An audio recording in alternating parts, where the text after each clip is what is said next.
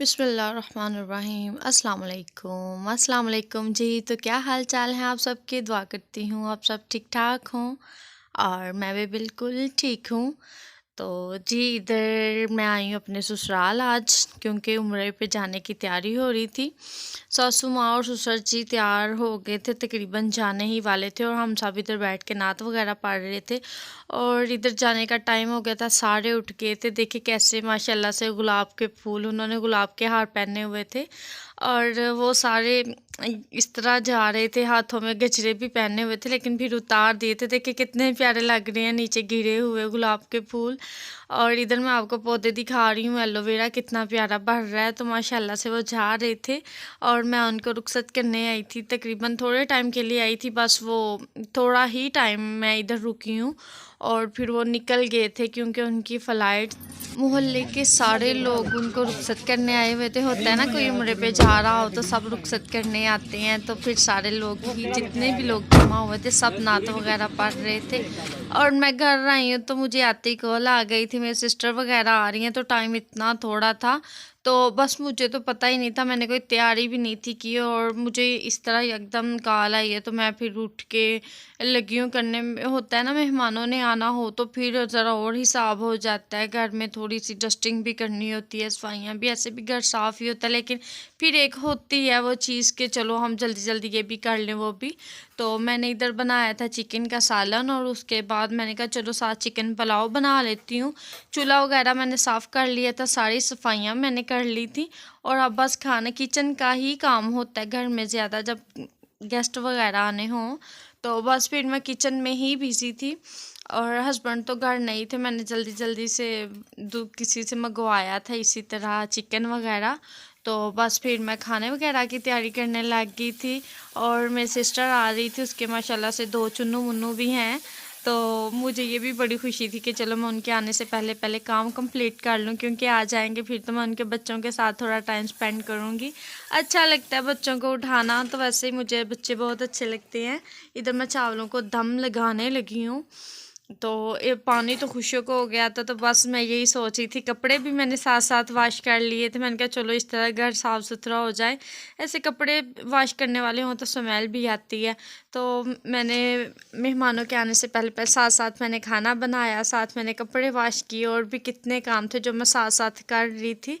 तो बस जी ऐसे ही चलता है, जब कि मेहमानों ने आना हो तो भागम भाग शुरू हो जाती है बस।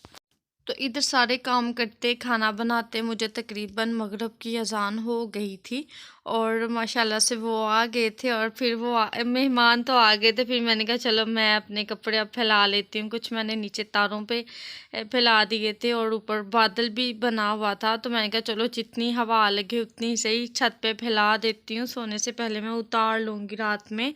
तो बस इसी तरह दिन गुजर रहा था, साथ साथ जहन इधर उधर भी जा रहा था कि गए हैं तो खैरियत से पहुंच जाएं उम्रे पे।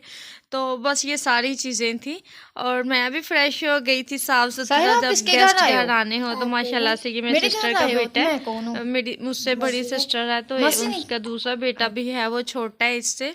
और फिर उसके बाद खाना वगैरह खाया हम सब ने बैठ के और साथ मैंने चाय ऊपर रख दी थी। चाय, मेरी वीडियो में चाय ना हो ये तो हो ही नहीं सकता, व्लॉग तो कंप्लीट ही नहीं होता चाय के बगैर। बस ये रात के तकरीबन 10-11 बजे का टाइम है, खाना वगैरह खाने के बाद मैं चाय बना और दिन इतने छोटे हो गए हैं, पता ही नहीं चलता दिन कैसे गुजर गया है, कामों में ही गुजर जाता है। पहले तकरीबन 7 सवा 7 बजे मगरिब की अज़ान होती थी और अब तकरीबन 5:30 बजे मगरिब की अज़ान का टाइम हो जाता है।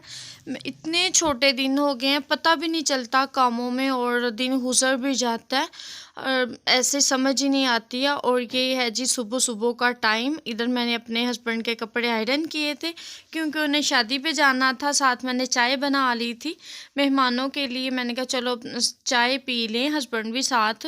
तो हमने चाय चाय पी थी, साथ गुलाब जामुन जो कि मेरे ससुराल से आए थे वो खाए थे हमने। तो बहुत मज़ा आया चाय के साथ गुलाब जामुन खाने का।